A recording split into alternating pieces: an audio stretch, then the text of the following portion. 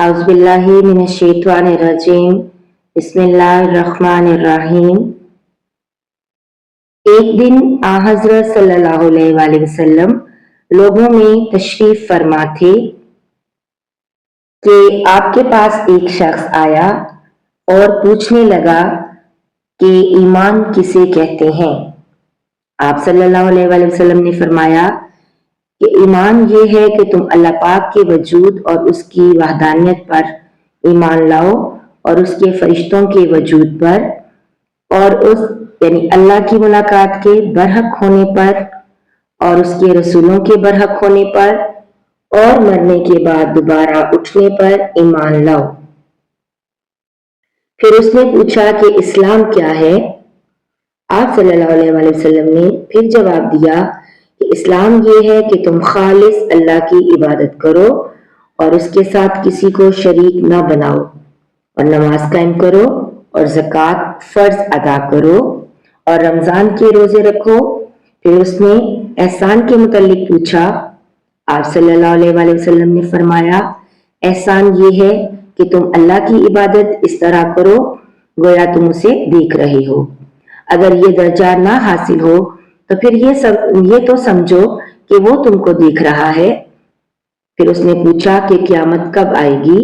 آپ صلی اللہ علیہ وآلہ وسلم نے فرمایا کہ اس کے بارے میں جواب دینے والا پوچھنے والے سے کچھ زیادہ نہیں جانتا۔ البتہ میں تمہیں اس کی نشانیاں بتلا سکتا ہوں۔ وہ یہ ہیں کہ جب لونڈی اپنے آقا کو جنے گی اور جب سیاہ اونٹوں کے چرانے والے دیہاتی لوگ ترقی کرتے کرتے مکانات کی تعمیر میں ایک دوسرے سے بازی لے جانے کی کوشش کریں گے۔ یاد رکھو قیامت کا علم ان 5 چیزوں میں سے ہے جن کو اللہ کے سوا کوئی نہیں جانتا۔ پھر آپ صلی اللہ علیہ وآلہ وسلم نے یہ آیت پڑھی کہ اللہ ہی کو قیامت کا علم ہے کہ وہ کب ہوگی۔ پھر وہ پوچھنے والا پیٹھ پھیر کر جانے لگا۔ آپ نے فرمایا کہ اسے واپس بلا کر لاؤ۔ لوگ دوڑ پڑے مگر وہ کہیں نظر نہ آیا۔ آپ صلی اللہ علیہ وآلہ وسلم نے فرمایا کہ وہ جبرائیل علیہ السلام تھے جو لوگوں کو ان کا دین سکھانے آئے تھے۔ امام ابو عبداللہ بخاری فرماتے ہیں کہ حضرت صلی اللہ علیہ وآلہ وسلم نے ان تمام باتوں کو ایمان ہی قرار دیا ہے۔